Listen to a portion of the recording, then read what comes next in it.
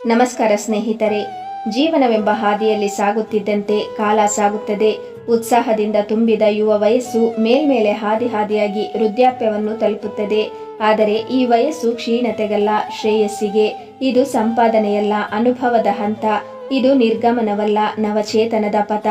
ಈಗ ನಿಮ್ಮ ಸಮಯ. ನಿಜವಾದ ಸಂತೋಷವನ್ನು ಅನುಭವಿಸುವ, ಆತ್ಮವಿಶ್ವಾಸದಿಂದ ಬದುಕನ್ನು ಆನಂದಿಸುವ ಕಾಲ. ವೃದ್ಧಾಪ್ಯದಲ್ಲಿ ಸುಖಜೀವನದ ಸೂತ್ರಗಳು. 45 ವರ್ಷದ ಹೆಚ್ಚಿನವರಿಗಾಗಿ ಈ ಸಂದೇಶಗಳು. ಈ ಸಮಯದಲ್ಲಿ ಇಷ್ಟು ದಿನ ನೀವು ಸಂಪಾದಿಸಿದ್ದು, ಮುಚ್ಚಿಟ್ಟಿದ್ದು, ಉಳಿಸಿದ್ದನ್ನು ತೆಗೆದು ಅನುಭವಿಸುವ ಸಮಯ. ಅದನ್ನು ತೆಗೆದು ಅನುಭವಿಸಿ, ಖುಷಿ ಪಡಿ. ಅದನ್ನು ಮತ್ತಷ್ಟು ಮುಚ್ಚಿಟ್ಟು ಅದನ್ನು ಉಳಿಸಲು ನೀವು ಪಟ್ಟ ಕಷ್ಟ, ಅದಕ್ಕಾಗಿ ಕಳೆದುಕೊಂಡ ಸಂತೋಷ, ಅದಕ್ಕಾಗಿ ಮಾಡಿದ ಕೆಲವು ತ್ಯಾಗಗಳನ್ನು ಮೆಚ್ಚಿಕೊಂಡು ಗೌರವಿಸುವವರು ಯಾರೂ ಇಲ್ಲ ಎನ್ನುವುದು ನೆನಪಿರಲಿ. ನಿಮ್ಮ ಶ್ರಮವನ್ನು ಗೌರವಿಸಿ. ನಿಮ್ಮ ಮಕ್ಕಳು ನಿಮ್ಮ ಹಣ ಆಸ್ತಿಗಾಗಿ ಯಾವ ರೀತಿ ಯೋಚಿಸುತ್ತಾರೆ ಎನ್ನುವುದನ್ನು ಬಿಟ್ಟು ಬಿಡಿ. ಅವರು ಕೂಡ ನಿಮ್ಮ ಹಾಗೆ ಕಷ್ಟಪಟ್ಟು ದುಡಿಯಲು ಅವಕಾಶ ಮಾಡಿಕೊಡಿ. ಅಲ್ಲದೆ ಈ ವಯಸ್ಸಿನಲ್ಲಿ ಇನ್ನೂ ಸಂಪಾದಿಸಿ ಸಮಸ್ಯೆಗಳನ್ನು, ಕಾಯಿಲೆಗಳನ್ನು, ಮನಸ್ತಾಪಗಳನ್ನು ತಂದುಕೊಳ್ಳುವುದು ಅಗತ್ಯವಿಲ್ಲ. ಇಷ್ಟು ದಿನ ದುಡಿದಿದ್ದನ್ನು ಸ್ವಲ್ಪ ಪ್ರಮಾಣದಲ್ಲಿ ಆದರೂ ಪ್ರಶಾಂತವಾಗಿ ಅನುಭವಿಸುತ್ತಾ ಜೀವನ ಕಳೆಯಿರಿ. ನಿಮ್ಮ ಮಕ್ಕಳು ಮತ್ತು ಮೊಮ್ಮಕ್ಕಳ ಬಗ್ಗೆ ಚಿಂತೆ ಯಾಕೆ? ಅವರಿಗಾಗಿ ನೀವು ನಿಮ್ಮ ಕೈಲಾದಷ್ಟು ಮಾಡಿದ್ದೀರಾ ಅಲ್ಲವೇ? ಅಂದರೆ ಅವರಿಗೆ ವಿದ್ಯೆ, ಬುದ್ಧಿ, ಆಹಾರ, ನೆರಳು ಕೊಟ್ಟು ಬೆಳೆಸಿದ್ದೀರಾ. ಅಂದ ಮೇಲೆ ಅವರ ಜೀವನ ಅವರು ಸಾಗಿಸಲಿ ಬಿಡಿ. ನಿಶ್ಚಿಂತೆಯಿಂದ ನಿಮ್ಮ ಸಮಯವನ್ನು ಕಳೆಯಿರಿ. ಅವರಿಗೆ ಕೊಟ್ಟ ವಿದ್ಯೆ ಅವರನ್ನು ಕಾಪಾಡುತ್ತದೆ. ಆರೋಗ್ಯವಾದ ಜೀವನವನ್ನು ಕಳೆಯಿರಿ. ಅದಕ್ಕಾಗಿ ಅಧಿಕ ಶ್ರಮ ಪಡಬೇಡಿ. ನಿಯಮಿತವಾಗಿ ವ್ಯಾಯಾಮ ಮಾಡಿ. ಅಂದರೆ ಯೋಗ, ಸ್ವಲ್ಪ ಮಟ್ಟಿಗೆ ನಡೆಯುವುದು, ಈ ರೀತಿಯ ಸಣ್ಣ ಪುಟ್ಟದ್ದನ್ನು ಮಾಡಿ. ತೃಪ್ತಿಯಾಗಿ ತಿನ್ನಿ, ಹಾಯಾಗಿ ನಿದ್ರೆ ಮಾಡಿ. ಆರೋಗ್ಯ ಹಾಳು ಮಾಡಿಕೊಳ್ಳುವುದು ಈ ವಯಸ್ಸಿನಲ್ಲಿ ತುಂಬಾ ಸುಲಭ, ಆದರೆ ಅದನ್ನು ಸುಧಾರಿಸಿಕೊಳ್ಳುವುದು ತುಂಬಾ ಕಷ್ಟ. ಹಾಗಾಗಿ ನಿಮ್ಮ ಆರೋಗ್ಯದ ಮೇಲೆ ಕಾಳಜಿ ವಹಿಸಿ. ಯಾರ ಮೇಲೂ ಅವಲಂಬಿತವಾಗಬೇಡಿ. ಮುಂಚೆಯೇ ಎಚ್ಚರದಿಂದಿರಿ. ನಿಮ್ಮ ಪಾಲುದಾರರಿಗಾಗಿ ಅಗತ್ಯ ವಸ್ತುಗಳನ್ನು ನೀಡುವುದನ್ನು ಮರೆಯಬೇಡಿ.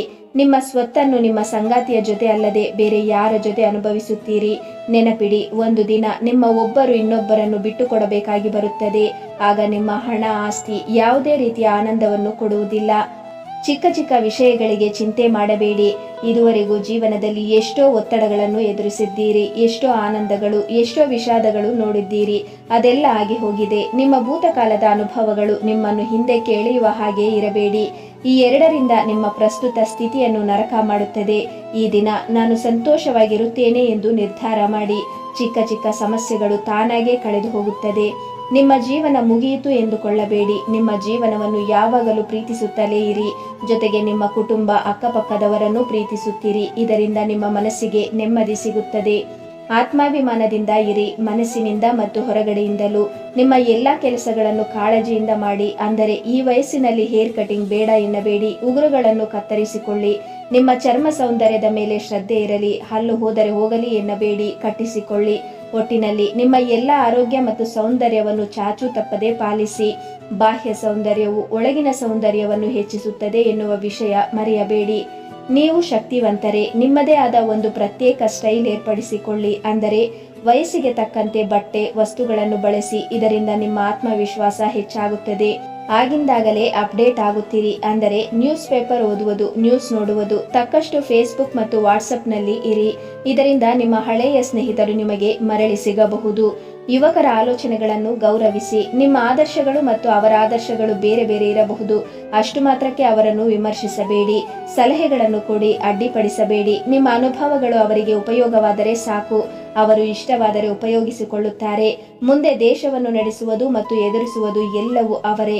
ನಿಮ್ಮ ದಿನಗಳು ಹಾಗೆ ಹೀಗೆ ಎಂದು ಈಗಿನ ಕಾಲದ ಬಗ್ಗೆ ನೆಗೆಟಿವ್ ಆಗಿ ಮಾತನಾಡಬೇಡಿ. ನಿಮ್ಮ ಆ ದಿನಗಳನ್ನು ನೆನಪಿಸಿ. ಆದರೆ ಆ ದಿನಗಳನ್ನು ಗೌರವಿಸಿ. ನೀವಿದ್ದಷ್ಟು ದಿನಗಳು ನಿಮ್ಮದೇ.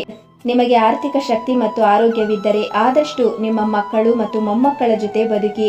ಹಾಗಂತ ನಿಮಗೆ ಗೌರವ, ಪ್ರೀತಿಯನ್ನು ನೀಡದಿದ್ದರೆ ಆಗ ನಿಮ್ಮ ನೆಮ್ಮದಿಯನ್ನು ನೀವು ಹುಡುಕಿಕೊಳ್ಳಿ. ತೀರಾ ಕಾಲ ಕೆಳಗೆ ಬೀಳುವುದು ಬೇಡ. ಆದಷ್ಟು ಹೊರಗಡೆ ಸುತ್ತಾಡುವುದು ಅಭ್ಯಾಸ ಮಾಡಿಕೊಳ್ಳಿ. ಅಂದರೆ ಪಾರ್ಕ್ಗಳಿಗೆ ಹೋಗುವುದು, ದೇವಸ್ಥಾನಕ್ಕೆ ಹೋಗುವುದು, ಸಣ್ಣ ಪುಟ್ಟ ಸಭೆ ಸಮಾರಂಭಗಳಿಗೆ ಹೋಗುವುದು ಒಳ್ಳೆಯದು. ಇದರಿಂದ ಹೊಸ ಪರಿಚಯಗಳಾಗಬಹುದು, ಬದಲಾವಣೆ ಸಿಗಬಹುದು. ಗೌರವ, ಮರ್ಯಾದೆಯಿಂದ ಮಾತನಾಡುವುದು ಒಳ್ಳೆಯದು. ಬಾಯಿ ಒಳ್ಳೆಯದಾದರೆ ಊರು ಒಳ್ಳೆಯದೇ ಆಗಿರುತ್ತದೆ. ಯಾರನ್ನು ವಿಮರ್ಶಿಸಬೇಡಿ. ತಪ್ಪುಗಳನ್ನು ಪ್ರಶ್ನಿಸಿ, ಅವರಿಗೆ ಅರ್ಥೈಸಿ. ಪರಿಸ್ಥಿತಿಗಳನ್ನು ಅರ್ಥ ಮಾಡಿಕೊಂಡು ಸೂಕ್ಷ್ಮವಾಗಿ ಸಮಸ್ಯೆಗಳನ್ನು ಹೇಳಲು ಅಭ್ಯಾಸ ಮಾಡಿಕೊಳ್ಳಿ. ವೃದ್ಧಾಪ್ಯದಲ್ಲಿ ನೋವು, ಸಂತೋಷ ಇದ್ದಿದ್ದೇ. ಅವುಗಳನ್ನು ಸಮಾನವಾಗಿ ಸ್ವೀಕರಿಸಿ ಅದನ್ನು ಅಲ್ಲಿಯೇ ಬಿಟ್ಟು ಮುಂದೆ ಹೋಗಿ. ನಿಮಗೆ ನೋವು ಮಾಡಿದವರನ್ನು ಕ್ಷಮಿಸಿ. ನೀವು ನೋವು ಮಾಡಿದ್ದರೆ ಕ್ಷಮೆ ಕೇಳಿ. ಯಾವುದನ್ನು ಮನಸ್ಸಿನಲ್ಲಿ ಇಟ್ಟುಕೊಂಡಿರಬೇಡಿ, ಇದರಿಂದ ನೋವು ಹೆಚ್ಚಾಗುತ್ತದೆ. ಒಬ್ಬರ ಮೇಲೆ ದ್ವೇಷ, ಸೇಡು ಬೇಡ. ನೀವು ಕ್ಷಮಿಸಿ, ಅವರಿಗೆ ಕ್ಷಮೆ ಕೇಳಿ, ಮರೆತು ಮುಂದೆ ಹೋಗಿ. ನಗಿರಿ, ನಗಿಸುತ್ತೀರಿ, ನೋವಿನಲ್ಲೇ ನಗುತ್ತೀರಿ. ಎಷ್ಟೋ ಜನರಿಗಿಂತ ನೀವು ಅದೃಷ್ಟವಂತರು. ದೀರ್ಘಕಾಲ ಹಾಯಾಗಿ ಜೀವಿಸಿ. ಈ ವಯಸ್ಸಿನವರೆಗೂ ಕೆಲವರು ಬರುವುದಿಲ್ಲ ಎಂದು ನೆನಪಿನಲ್ಲಿಟ್ಟುಕೊಳ್ಳಿ. ನೀವು ಪೂರ್ಣ ಜೀವನವನ್ನು ಹೊಂದಿದ್ದಕ್ಕೆ ಆನಂದಿಸಿ. ಜೀವಿತದ ಕೊನೆಯ ಅಧ್ಯಾಯವೇನು ದುಃಖದಿಂದ ತುಂಬಿರಬೇಕೆಂಬುದಿಲ್ಲ. ಇದು ಶ್ರದ್ಧೆ, ಶಾಂತಿ, ಪ್ರೀತಿ ಮತ್ತು ನೆಮ್ಮದಿ ತುಂಬಿರುವ ಹಂತವಾಗಿರಲಿ. ನಿಮ್ಮ ಅನುಭವಗಳು ಬೆಳಕಿನಲ್ಲಿ ಇನ್ನೂ ಹಲವಾರು ಮಂದಿಗೆ ದಾರಿದೀಪವಾಗಲಿ. ನಿಮ್ಮ ನಗು, ನಿಮ್ಮ ನೆಮ್ಮದಿ, ನಿಮ್ಮ ಆದರ್ಶಗಳು ಈ ಸಮಾಜಕ್ಕೆ ನಿಜವಾದ ಗೋಪುರಗಳು. ನಿಮ್ಮ ಜೀವನದ ಈ ಭಾಗವೂ ಸಹ ಅಷ್ಟೇ ವೈಭವಯುತ ಆಗಿರಲಿ. ನಿಮಗೆ ಆರೋಗ್ಯವಿದೆ, ಮನಸ್ಸಿಗೆ ನೆಮ್ಮದಿ ಇದೆ ಅಂದರೆ ನೀವು ಇನ್ನೂ ಎಲ್ಲಕ್ಕಿಂತ ಶ್ರೀಮಂತರು. ನೀವು ನೋಡಿದ ಬೆಳಕು ಇನ್ನೂ ಹಲವರಿಗೆ ದಾರಿ ತೋರಲಿ. ನೀವಿದ್ದೀರಿ. ನಿಮಗೆ ಧನ್ಯವಾದಗಳು. ಈ ಮಾಹಿತಿಗಾಗಿ ದಯವಿಟ್ಟು ಒಂದು ಲೈಕ್ ಮಾಡಿ, ಶೇರ್ ಮಾಡಿ, ಸಬ್ಸ್ಕ್ರೈಬ್ ಮಾಡಿಕೊಳ್ಳಿ.